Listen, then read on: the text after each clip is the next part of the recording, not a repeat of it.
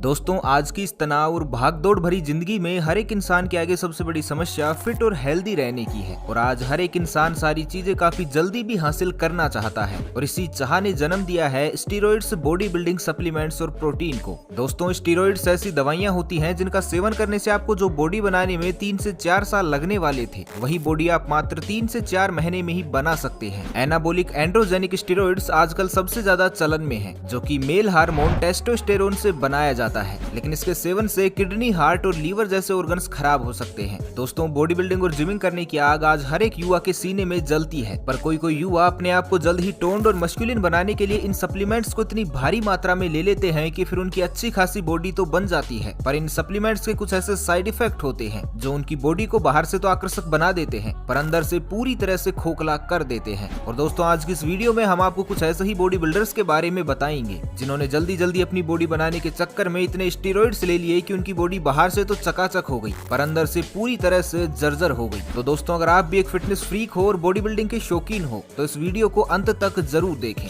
दोस्तों, आपने Marvel series के हल्क को तो देखा ही होगा, पर क्या कभी आपने असल में किसी हल्क को देखा है? तो दोस्तों, मिलिए हल्क ब्रोदर्स से। 49 वर्षीय टोनी जेराल्डो और 50 वर्षीय अल्वेरो परेरा ब्राजील के रहने वाले हैं और बिल्कुल अपने नाम के जैसे विशालकाय दिखते हैं। इन दोनों की इतनी अच्छी बाइसेप्स देखकर आपको लग रहा होगा कि इन्होंने सालों जिम में पसीना बहाया होगा, पर ऐसा कुछ भी नहीं है, बल्कि ये कमाल है स्टीरॉइड्स का। यहाँ तक कि ये दोनों भाई गाय और घोड़े के लिए इस्तेमाल की जाने वाली केमिकल दवाइयाँ इंजेक्शन के रूप में लेते थे। डॉक्टर द्वारा इंजेक्शन बंद करने की चेतावनी के बावजूद भी ये दोनों भाई सप्ताह में 2 बार खुद को पोटेनाई B12 का इंजेक्शन लगाते थे और इसी तरह इन्होंने 28 इंच के बाइसेप्स भी बना लिए। इनका कहना है कि जब मात्र कुछ दवाइयों से ही इतनी तगड़ी बॉडी बन सकती है तो जिम में बेफिजूल मेहनत करने की क्या जरूरत है। और इन दोनों के अनुसार स्टीरॉइड्स लेने से इनके अंदर एक अलग सा ही जुनून आ जाता है जो इन्हें काफी स्ट्रॉन्ग और मजबूत बनाता है। लेकिन शायद अब उनका ये भ्रम टूटने लगा है जब से इन दवाइयों ने अपना असर दिखाना शुरू किया है। कुछ इसी तरह आर्नोल्ड श्वार्ज़नेगर को अपना गुरु मानने वाले ऑस्ट्रियन बॉडी बिल्डर एंड्रियास मुंजेर भी जल्द से जल्द आर्नोल्ड की तरह ही बॉडी बनाने की इच्छा रखते थे और मिस्टर ओलंपिया का खिताब एक बार अपने नाम करना चाहते थे। इसी कारण उन्होंने HGH, इंसुलिन और एनाबॉलिक डायूरेटिक जैसे हाई क्वालिटी स्टीरॉइड्स लेना शुरू कर दिया और फिर देखते ही देखते इनकी बॉडी टोन तो हो गई, पर इनके पेट के अंदरूनी हिस्से में इंटरनल ब्लीडिंग भी शुरू हो गई। और जब इनके डॉक्टर द्वारा एग्जामिन किया गया तो ये पता चला कि इनकी किडनी और लीवर इतने बुरे तरीके से इन्फेक्ट हो चुके थे कि अब इन्हें बचाया नहीं जा सकता था। और इसी के चलते 14 मार्च 1996 को एंड्रियास की मौत हो गई। दोस्तों, दुनिया में सबसे बड़े बाइसेप्स का जिक्र हो और ग्रेग वैलेंटिनो का नाम ना आए, ये तो पॉसिबल है ही नहीं। Guinness book of world records में अपना नाम दर्ज करवा चुके वैलेंटिनो के बाइसेप्स का सरकमफ्रेंस 28 इंच का था और ये उन्होंने सिर्फ इंटेंस और हैवी वर्कआउट करके नहीं बनाया है, बल्कि ये कमाल है एनाबॉलिक स्टीरॉइड्स का,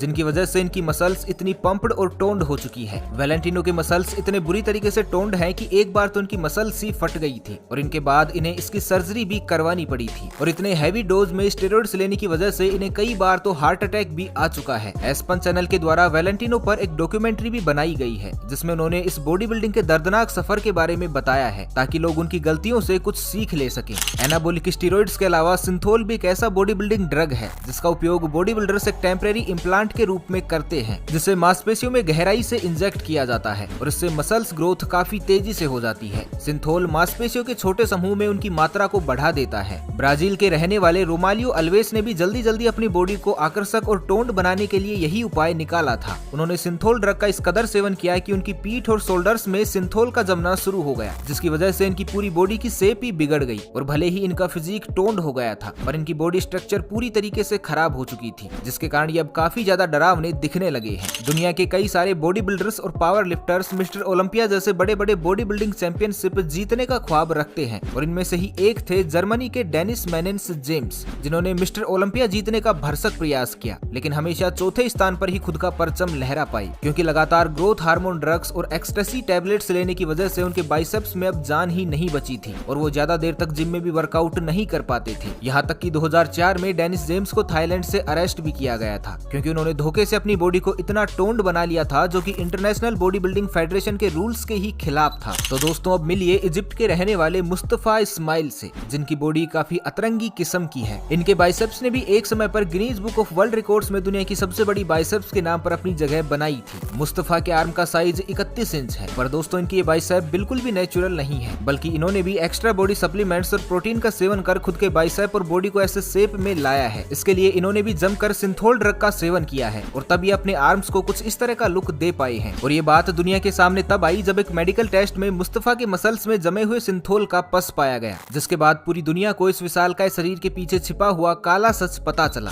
दोस्तों, सिंथोल ड्रग के अलावा और भी स्टीरॉइड्स जैसे पोटेशियम डाईयूरेटिक्स काफी ज्यादा खतरनाक साबित हुए हैं और इनके साइड इफेक्ट सिर्फ हार्ट, लीवर और किडनी फेलियर तक ही सीमित नहीं है, बल्कि कुछ स्टीरॉइड्स तो इंसान के रिप्रोडक्टिव सिस्टम को भी हानि पहुंचाते हैं और इससे नपुंसकता तक के भी हालात पैदा हो सकते हैं। पर फिर भी सब कुछ पलक झपकते ही पाने की चाह में कुछ बॉडी बिल्डर्स इन स्टीरॉइड्स को लेने से रति भर भी नहीं कतराते हैं। इसी तरह 49 वर्षीय अमेरिकन प्रोफेशनल बॉडी बिल्डर रोनी डीन कोलमैन, जिन्होंने 8 बार लगातार मिस्टर ओलंपिया का खिताब अपने नाम किया है और 26 बार IFBB चैंपियनशिप भी जीत चुके हैं। पर दोस्तों, उनकी ये जीत केवल उनकी जिम की मेहनत से नहीं हुई, बल्कि इसमें स्टीरॉइड्स का भी उतना ही बड़ा हाथ रहा है। उन्होंने एक्सोजीनियस टेस्टोस्टेरोन ड्रग्स जैसे स्टीरॉइड्स का भारी मात्रा में सेवन किया है और उन्होंने इसका इतना भारी मात्रा में सेवन कर लिया कि वो गायकोनोमैस्टिया यानी कि ब्रेस्ट एनलार्जमेंट का शिकार हो गई और उनकी छाती अचानक से हद से ज्यादा बड़ी हो गई और साथ ही साथ उन्हें बैक इंजरी से भी जूझना पड़ा, जिससे वो आज तक भी लड़ रहे हैं। केवल इतना ही नहीं, रोनी अब तक अपनी 4 स्पाइनल सर्जरी और एक हिप रिप्लेसमेंट सर्जरी भी करवा चुके हैं। इसी तरह 58 inch chest, 22.5 inch arms, 19.5 inch neck और 310 पाउंड वजनी body builder Jay Cutler normal इंसानों से काफी अलग हैं। इनके सर पर बॉडी बिल्डिंग का भूत कुछ इस तरह से सवार था कि इन्होंने बैंड डाईयूरेटिक स्टीरॉइड्स का सेवन कर 2001 में मिस्टर ओलंपिया में भाग भी ले लिया। हालांकि बाद में इन्हें मिस्टर ओलंपिया फेडरेशन ने कंपटीशन से सस्पेंड कर दिया था, लेकिन इसके बाद भी इन्होंने स्टीरॉइड्स लेना बंद नहीं किया